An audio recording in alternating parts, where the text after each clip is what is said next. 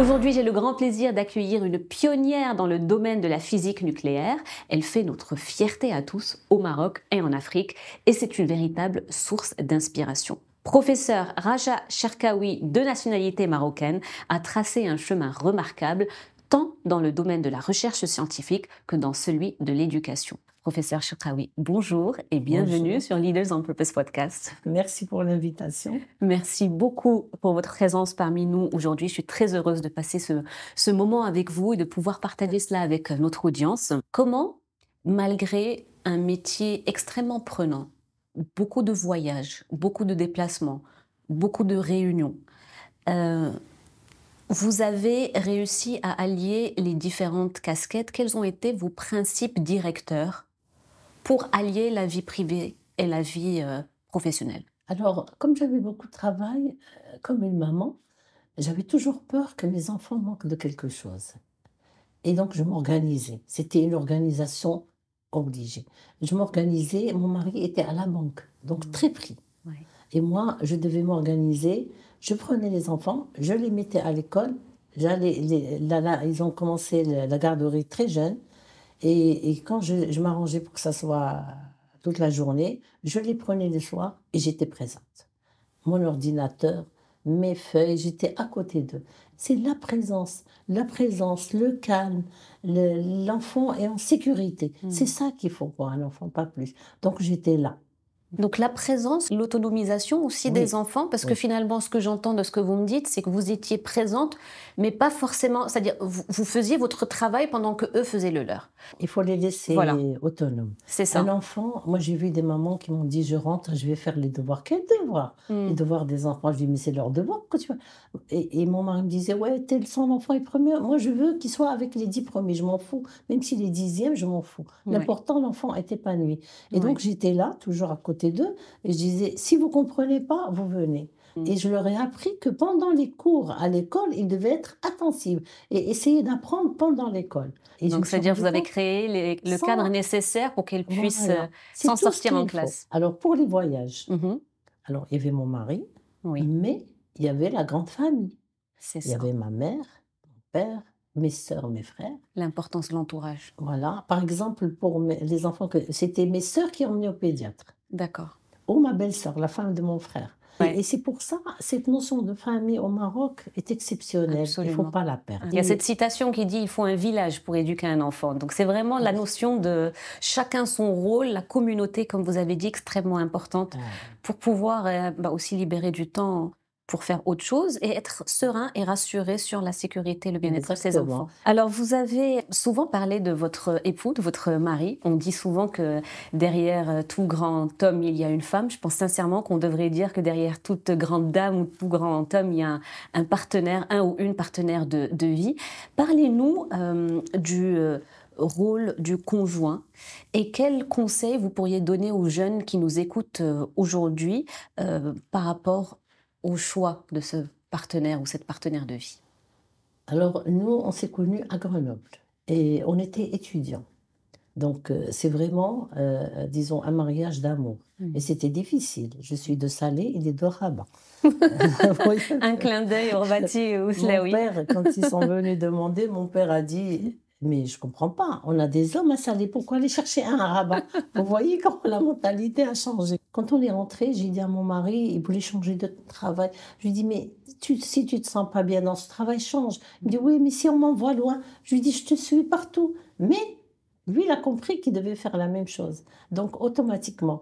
Et c'est pour ça que je dis aux jeunes filles que j'encadre en général, je leur ai dit choisissez un mari qui vous aime parce qu'il va vous respecter. Il va essayer de vous rendre heureuse. Parce que dans la vie, on aura des moments difficiles, des moments faciles, on aura des épreuves.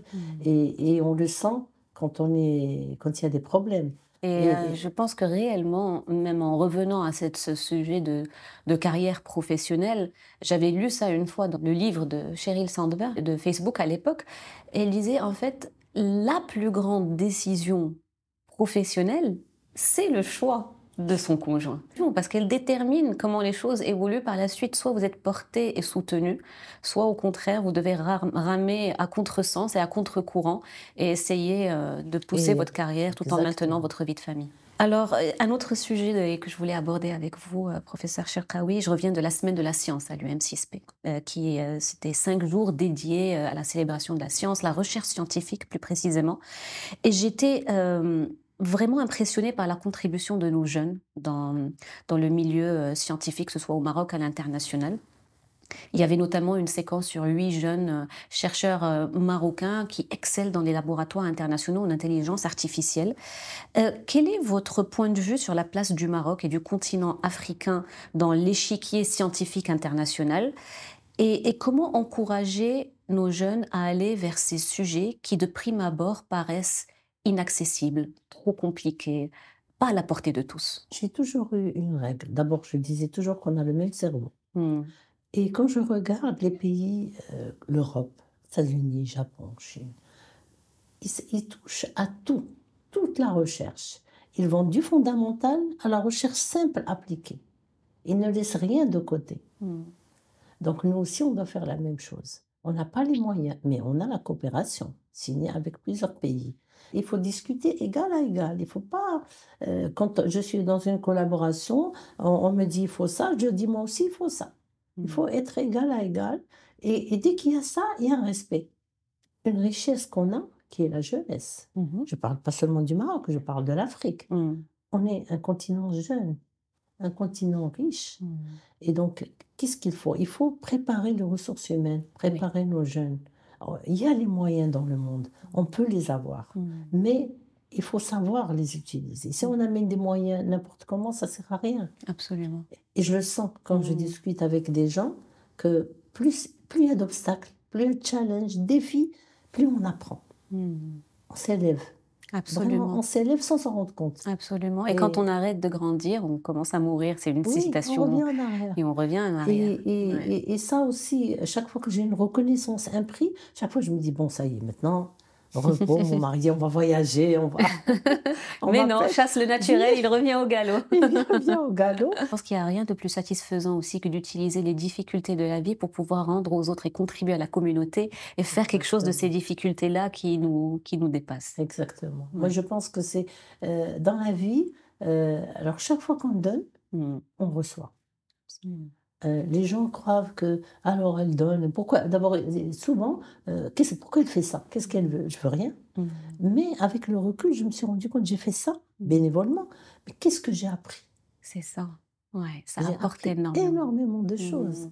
Ouais. J'ai évolué sans me rendre compte. Ouais. Vous voyez un peu clairement. Il faut toujours avoir un réseautage. Si on n'a pas un réseautage, on n'a rien. Ouais. Je dis maintenant aux étudiants, quand je les envoie à un congrès, tu ne vas pas pour écouter seulement, tu vas passer à tout le monde, prendre les adresses, les téléphones, tout. C'est le réseautage qui est important. Si vous aviez une baguette magique et qu'on vous donnait un vœu, une réalisation, ce serait quoi? Quel serait ce vœu? Alors, mon souhait, c'est que chaque individu doit se mettre à la place des autres, sentir les autres, les comprendre. Et ça doit être appliqué aux hommes par rapport aux femmes. Donc, si on arrive à avoir un monde où les hommes et les femmes sont dans les mêmes conditions, c'est pas seulement pour que la femme, c'est pas féministe, pas du tout. C'est dans les mêmes conditions. À ce moment-là, ils vont réaliser leurs droits fondamentaux et leurs rêves et ce qu'ils veulent faire d'une manière égale. Et qui va gagner là-dedans? Les deux et leur nation. Des enfants plus heureux, un couple plus heureux.